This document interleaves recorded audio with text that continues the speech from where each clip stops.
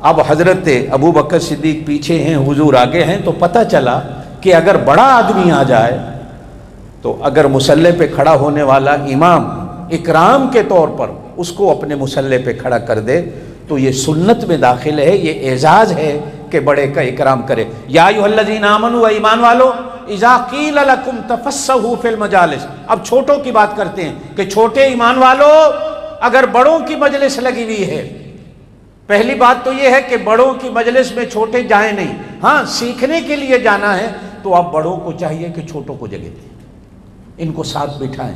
हमारे यहाँ कभी कभी होता है ना, बच्चे आते हैं तो हम लोग नाराज़ होते हैं कि बच्चे मस्जिद में क्यों आते हैं, शोर शराबा करते हैं। भाई, ये भागते भागते खेलते खेलते एक दिन आएगा नमाजी बन जाएंगे।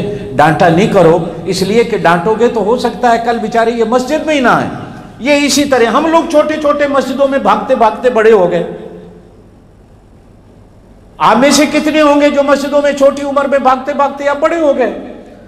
तो छोटे होते अगर माहौल मिलता है। हजरत अब्दुल्लाह इब्न अब्बास रजी अल्लाह अन्हुमा, ये हुजूर के चाचा के बेटे हैं। हजरत उमर रजी अल्लाह तआला के ज़माना खिलाफत में इनकी उम्र 14-15 साल थी। लेकिन हजरत उमर रज़ी अल्लाह तआला अन्हु जब किसी बड़े मशवरे के लिए शूरा का इजलास बुलाते तो अपने साथ इस 14-15 साल के बच्चे को साथ ले जाकर बिठाते। एक दिन बड़ों ने कहा, अमीरुल मोमिनीन आप छोटे को ले आते हैं। फरमाया इसे उम्र में छोटा ना समझो, अल्लाह ने इसको जो दीन की समझ दी है वो अल्लाह ने किसी किसी को दी।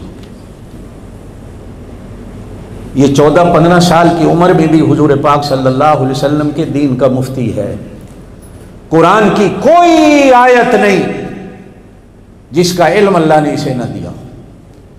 मैं इसका कुरान देखकर साथ बिठाता हूं कि कहीं उमर अगर भूल गया तो कुरान की किसी आयत को पढ़ के मुझे याद करा देगा कि अल्लाह क्या कहते हैं। या अय्युहल्लज़ीना आमनू इज़ा क़ील लकुम तफ़स्सहू, फिर सिर्फ ये नहीं कि खुल के बैठो, बल्कि अपने दिल की खिड़कियां और दरवाजे भी खोल के बैठो। बड़ों की बातों को समझो।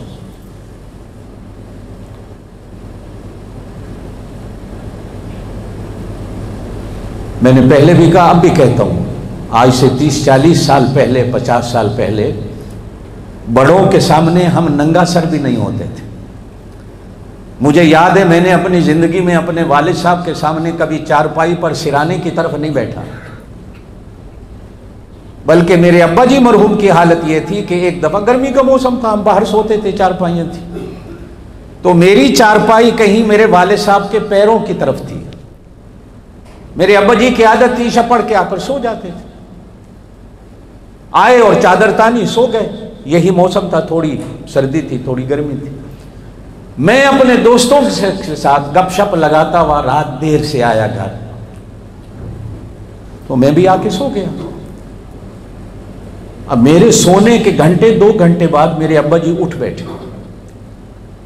और मेरी अम्मा से कहा कि ये मेरे पैरों की तरफ कौन सो रहा है, मुझे नींद नहीं आ रही। तो मैंने अपने चेहरे पे चादर डाली हुई थी। तो मेरी अम्मा ने कहा कारी साहब है। तो मेरे अब्बा जी मरहूम ने मेरी अम्मा से फरमाया, कुरान के हाफिज को मेरे पैरों में डालोगे तो फिर मुझे नींद आएगी, इसकी चारपाई को उठाओ इधर करो, या मेरी चारपाई को उठाओ उधर करो, एक कुरान के हाफिज को मेरे पैरों में मत डालो। अगर उस वक्त बड़े ऐसे थे तो छोटे भी ऐसे होते थे कि हमने तो कभी अपने बाप के सामने सर में कंघी भी नहीं की थी। आपके जो घरों में हुजरे थे, बड़े हजरात बैठे हैं, मैं छोटों की बात नहीं कर रहा, मुझे कोई बता दे कि कभी बड़ों की मजलिस में छोटे आप गए हों। अगर गए होते थे तो छोटे आराम से बैठे रहते थे, सिर्फ बड़ों की गुफ्तगू सुनते थे। सियाने लोग कहते हैं कि जब उलमा की मजलिस में बैठो तो अपनी जुबान को बंद रखो, उनकी सुनो, सुनाओ नहीं। मैंने गुज़श्ता जुमा माना किया था ईमान का, मानो, मनवाओ नहीं। मनवाओगे तो बहुत बड़े मसाइल पैदा होंगे।